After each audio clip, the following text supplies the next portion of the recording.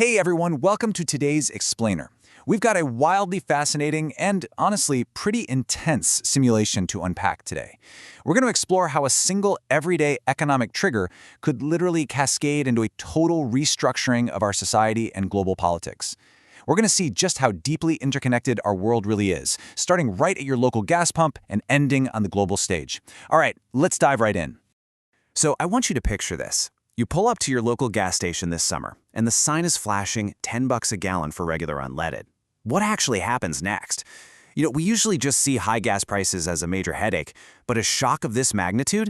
No, that wouldn't just ruin your summer road trip. It would trigger an immediate, brutal macroeconomic earthquake. To put this into perspective for a normal family, let's look at the math. At $10 a gallon, filling up a standard 15-gallon tank is suddenly going to set you back $150. And since getting to work isn't exactly optional, this acts like an immediate, massive regressive tax. It literally just drains your discretionary income straight into your gas tank. Okay, so let's get into Section 1, the $10 gas shock, and its immediate impact. Because, of course, the pain doesn't just stop at the pump, right? Since pretty much everything we buy travels by truck, commercial diesel costs go through the roof. And this traps the Federal Reserve in a total double bind. Surging energy prices squeeze the economy and spike the consumer price index. So the Fed feels intensely pressured to fight that inflation by hiking interest rates. But here's the catch. Raising rates in an economy that's already slowing down and starved for energy? That's a direct recipe for stagflation. A complete nightmare scenario of high inflation mixed with rising unemployment. So how on earth does the economy fix that? Well, it enters a brutal phase called demand destruction. It's kind of ironic, actually, because the fastest cure for high prices is high prices. People simply can't afford to drive. Discretionary trips completely plummet. Suddenly, commuters are flooding public transit, and companies do a massive, aggressive pivot right back to remote work just to save their employees the commute. It's this massive, sudden collapse in demand that ultimately forces those oil and gas prices back down to earth.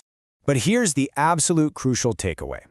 The economy doesn't just snap back to how things were. It structurally adapts to permanently insulate itself from future oil shocks. Look at these shifts. The auto sector doesn't just go back to gas guzzlers. They do a massive pivot toward high MPG and electric vehicles. Corporate culture? They completely ditch the hybrid model for a hard digital-first remote strategy. And supply chains move away from relying on long-distance shipping, pivoting to hyper-efficient localization. Which brings us to Section 2, Jobless Recoveries and AI Restructuring.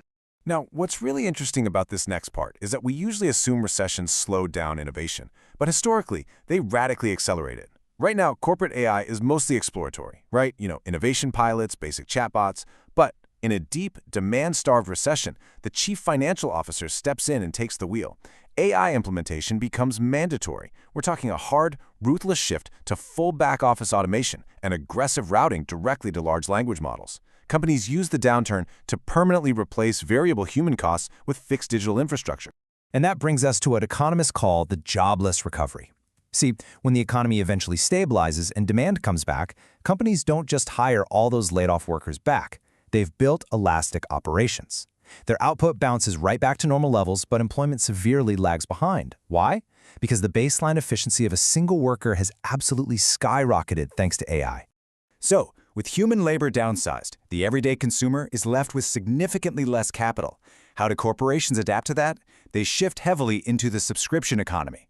Since the bottom 80% can't really afford to buy big assets outright anymore, companies switch from selling assets to selling access. Traditional car ownership gets replaced by monthly transportation subscriptions. Software, appliances, media, it all becomes purely leased or ad-supported.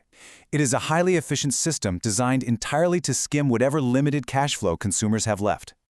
All right, moving on to Section 3, the federal debt trap and hitting the wall. Now, an economy can only run on subscriptions for so long if wealth is incredibly concentrated at the very top. When things stall out and the Fed drops interest rates down to 0%, we hit a wall called a liquidity trap. The Fed is practically pumping money into the system, but the whole thing stalls. Why? Because the top 10% just use that cheap credit to scoop up more assets like stocks and real estate, while the bottom 80% still don't have the purchasing power to actually drive real economic demand. Traditional monetary magic completely fails. Normally, this is the exact moment the federal government would step in as the consumer of last resort with massive fiscal spending. But take a look at the massive expenditure over here. The U.S. government is now spending roughly $1 trillion a year just to pay the net interest on its debt. That is literally more than what it spends on national defense or Medicaid. And that interest is all being driven by a staggering $31 trillion public debt. This raw reality completely paralyzes the government. If they tried to just print trillions more to fund, say, universal basic income or massive infrastructure projects to save the lower middle class, they'd risk total hyperinflation and crashing the dollar's value. They are completely trapped. Let's look at what that means for people on the ground in Section 4, the societal breaking point. So, when the government can't provide a safety net during a period of extreme unemployment, society starts to fracture.